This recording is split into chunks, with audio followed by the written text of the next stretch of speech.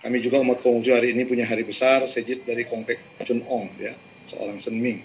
Baik, beberapa pembicara saya sudah sempat dengar karena saya juga dalam perjalanan tadi saya sempat masuk, tapi yang terakhir itu saya sangat tertarik ya, luar biasa testimoninya, dan intinya memang sejak dulu saya punya pendapat sendiri, ya, saya punya pendapat sendiri bahwa terorisme ini tidak berdiri sendiri.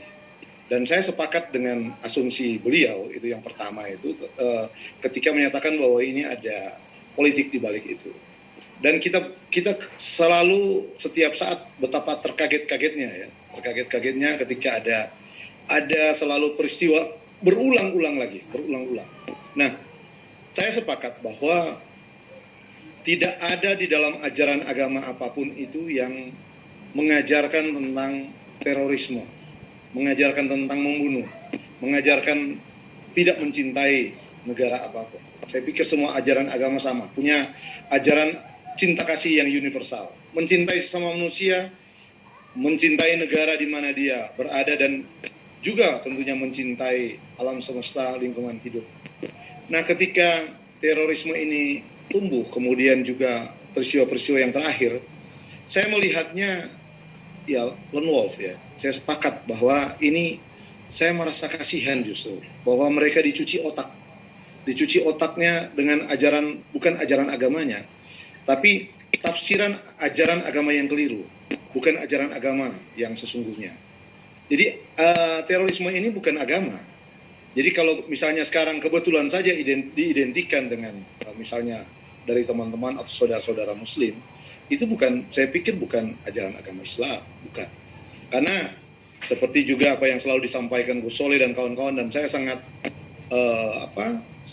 memberi apresiasi bahwa negara ini masih berdiri dengan begitu kuat karena masih adanya ormas-ormas Islam yang luar biasa, Islam Nusantara, Nahdlatul Ulama, Muhammadiyah, Serikat Islam, dan semuanya.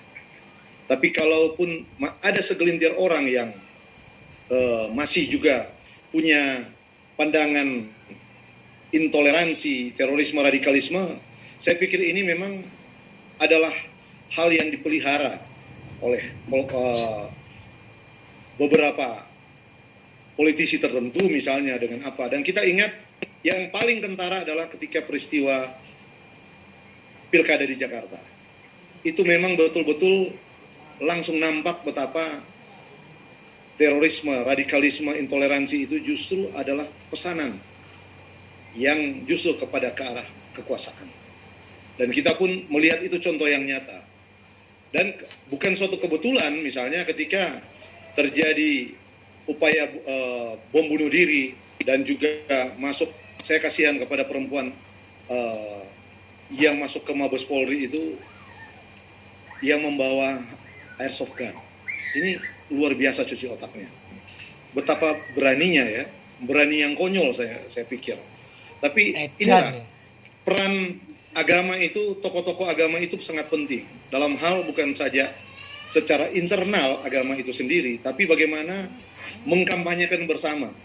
Apa yang dilakukan Gus Soleh dan kawan-kawan, dan selalu saya memberi apresiasi, inilah cara-cara yang mungkin dianggap hanya segelintir orang, tapi sebenarnya efeknya luar biasa. Karena semua dari ajaran agama pun itu kemudian berbicara. Jadi jangan pernah berhenti untuk melakukan ini buat agama cinta. Jangan pernah berhenti untuk kita selalu berdiskusi, memberikan waktu. Mau berapa jam pun, seperti tadi ada yang mengeluh sudah 2 jam lebih. Tapi bagi saya masih lebih baik berjam-jam kita membicarakan kebaikan, kerukunan, toleransi, perdamaian, daripada kita kemudian berbicara berjam-jam ngantuk karena menafsirkan teori-teori tentang teror dan sebagainya, menafsirkan secara keliru ajaran-ajaran agama, yang akhirnya toh semuanya hanya sampai pada tafsir semata dan akhirnya perdebatan semata. Kita tidak ingin misalnya diskusi agama cinta ini seperti berakhir seperti Indonesia Lawyers Club yang pernah beberapa kali saya ikuti, yang akhirnya toh yang ditimbulkan adalah kontroversi. Tapi justru dari diskusi seperti ini kita bisa mendapatkan pencerahan, banyak was-was, banyak ajaran-ajaran mulia, banyak ajaran-ajaran yang menyatakan seperti juga Konghucu. Di dalam ajaran Konghucu tidak ada satupun ajaran yang mengajarkan teks agama Konghucu yang mengajarkan tentang terorisme.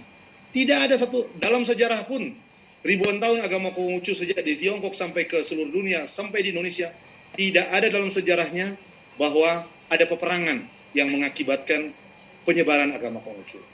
Melakukan visi misi untuk mengkonghucukan orang lain itu dengan kekerasan, tidak ada. Seperti juga saya yakin ajaran agama yang lain yang luar biasa. Agama apapun buat saya itu adalah agama yang mengajarkan tentang cinta kasih yang